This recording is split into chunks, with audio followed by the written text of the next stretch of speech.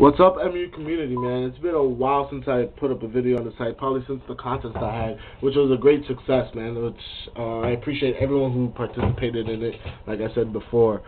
But you know, going to the stores, I go to Walmart and Target, on a pretty frequent basis, looking for figures and stuff, and it's kind of like sad, like in between waves, like you picked everything up, and then you're there sitting with your thumb up your butt, you know, um, basically just waiting for the next wave to come out, and if you're not building no armies, like hand ninjas or whatever or shield, there really isn't anything for you to buy, you know. So I was tempted to get these guys for a while. I got one of them right, in a trade with a Stupid Penguin Pro, and he gave me the question, right? I had thoughts of making him like a Tony Stark custom or something, like doing a head swap or whatever, because it's a nice suited character, but it just never fit into my Marvel Universe collection. And basically, there's a couple problems with the Mattel line of DC Infinite Crisis, and I'm gonna go through them. I'm not hating on these figures. I actually think as a separate toy line, right? If you're not gonna mix them with your Marvel Universe figures or your Marvel Showdown or stuff like that, these work great. They really do. They work great as their own type of collectible. But if you're looking for something to interchange them with, like to mix in with your Marvel Universe, they don't really fit as well as you can hope. I'm gonna show you some examples. This is one of the earlier Infinite Crisis figures. There's changes coming in this line that I like. Probably will start me collecting them, and I probably will start collecting them because they're just getting better, right? But it's not something I'm gonna be like going crazy looking for.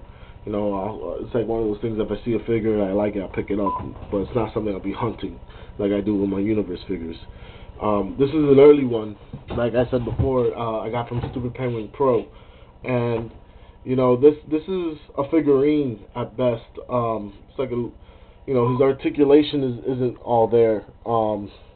He has no in and out of the leg. He only has back and forth, right, which is limited on this figure particularly because he's wearing a suit.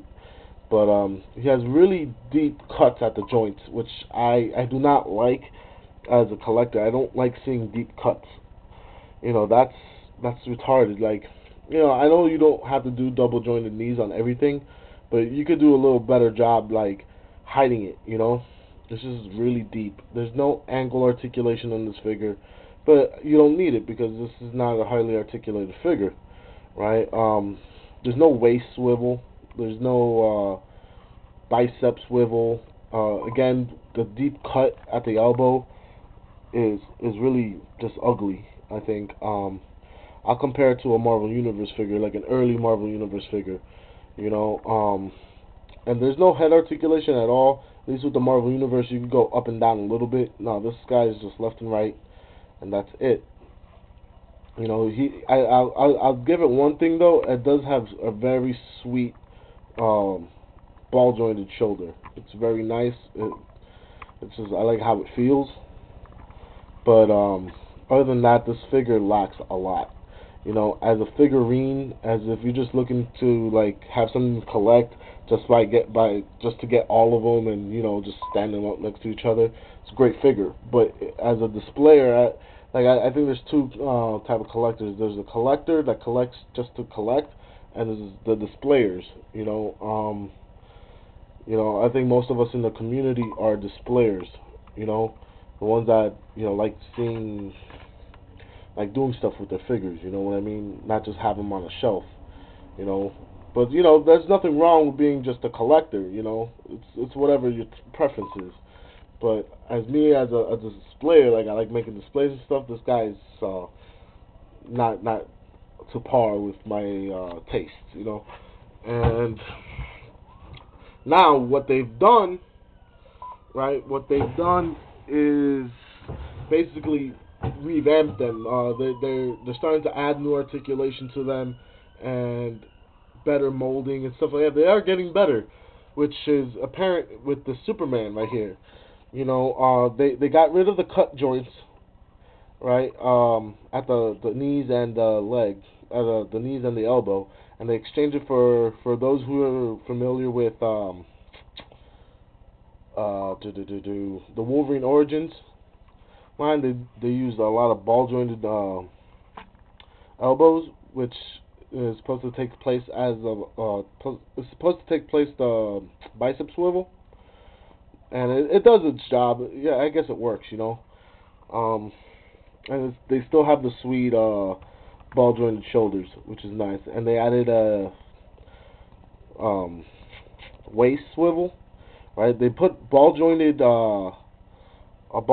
leg, hips, I guess, ball jointed hips with a thigh swivel and a ball jointed knee that also swivels, which is real nice. And they put a really sweet ankle swivel, ankle joint, swiveling joint, right? So they got better, right? And it looks good. Superman's a little thin for me, but whatever, he looks good. And next to Batman, which has all the same articulation as the Superman, they look good next to each other.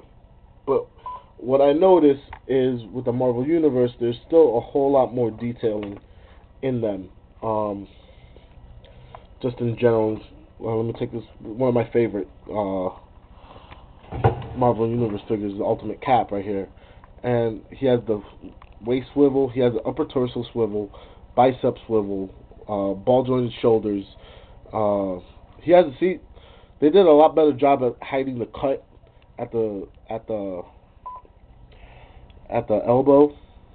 Right, this is also single jointed elbow, but did a lot better job not showing the cut. It all still looks like one piece, which is really sweet. And of course, they have wrist or glove swivel right here, which is real nice. As for the legs, it's not ball jointed, but it has a nice peg joint. You get your poses and your kicks and whatnot out of it.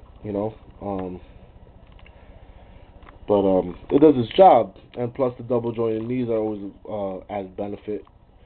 He has a cut on his boot. This particular figure has a cut at the boot. Most of them have him at the feet itself, but they did this guy justice at the boot, and he has a joint at his ankle, which is real nice. But again, the scale and the detail of the Marvel Universe is still superior to the DC Infinite Crisis toys. This is what really pisses me off.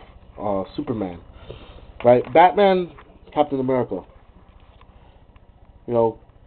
Captain America could be towering over Batman. That's cool. That doesn't bother me. But this should not be. This doesn't look right. This does not look right at all. And it's a shame, because I would have really liked to have collected these to be with my Marvel Universe figures so I could do crossovers, but this looks silly. I suppose I could take a Hulk, and just the Hulk being a big character, the Superman could look good next to a Hulk, but next to Captain America, Superman next to this Captain America just looks silly. So on that note, I gotta say, Marvel Universe still, even after the upgraded DC articulation, right? And mind you, Marvel Universe has also upgraded the articulation and slowly instilling that to the newer wave figures, which blows the DC away. But even the older Marvel Universe still blows the DC Infinite Crisis figures out of the water.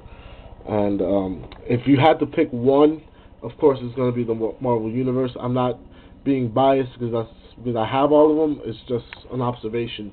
I'm a straight up dude, I'll tell you. But yeah, definitely, if you're going to collect DC, make sure you collect it as a separate entity to your Marvel Universe, because they really don't go together well. And that's my video. Hit me up, send me a comment, whatever, post, whatever, rate, whatever. Alright?